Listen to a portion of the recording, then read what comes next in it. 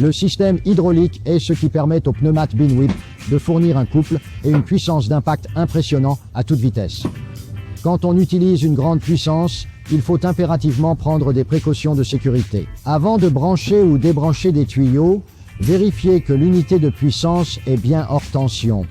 Les vannes de contrôle doivent être en position neutre et les vannes de débit doivent être complètement fermées.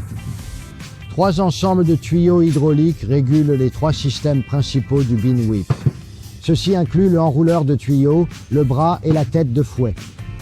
Lorsque ces ensembles de tuyaux sont connectés, ils permettent de transmettre la puissance hydraulique depuis le bloc de vanne de contrôle, permettant un contrôle total du système à partir d'un collecteur. Les tuyaux codés par couleur et les raccords à des connexions rapides vous permettent de faire ces connexions rapidement. Consultez le manuel technique pour des instructions détaillées et des diagrammes, y compris comment effectuer la connexion finale entre le bloc de vanne de contrôle et l'unité de puissance hydraulique avec le dernier ensemble de 3 tuyaux. Sachez que le circuit de contrôle de l'enrouleur de tuyaux n'a qu'une orientation correcte, tandis que les circuits du bras et de la tête de fouet sont réversibles. En fonction de votre situation et de vos préférences, il est facile de modifier l'orientation des tuyaux pour inverser le fonctionnement des commandes. Une fois toutes nos connexions hydrauliques établies, démarrons l'unité de puissance et regardons de plus près les 3 blocs de vannes qui forment notre collecteur de contrôle. Comprendre parfaitement comment ces commandes fonctionnent est crucial pour une utilisation sûre et efficace du Binwhip. Le mouvement du tambour de tuyau qui soulève ou abaisse la tête de fouet dans le conteneur est géré par la soupape étiquetée « tuyau au bas ».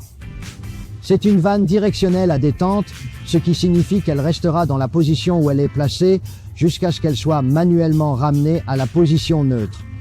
Ce bloc a un bouton pour contrôler le débit, vous permettant d'ajuster la vitesse de rotation du tambour en position haute.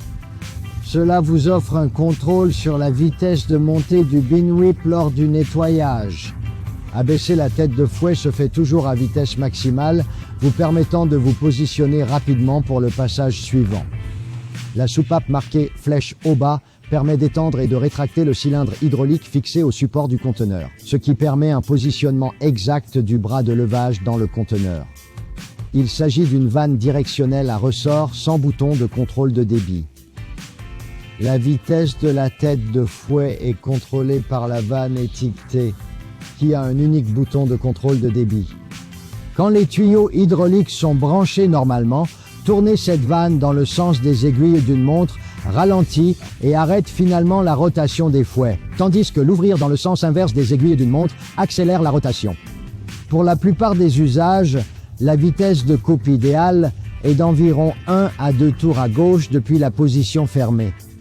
Votre objectif en ajustant cela est d'enlever autant de matériaux que possible le plus rapidement possible sans créer une usure excessive inutile sur l'équipement. Pour finir, il y a un contrôle de cliquet de rotation du bras pour faire pivoter l'ensemble du bras d'un côté à l'autre sur un arc de 180 degrés à l'intérieur du bac. Ce mouvement est régulé par une manivelle pouvant être installée de chaque côté du support du bac à l'endroit le plus pratique.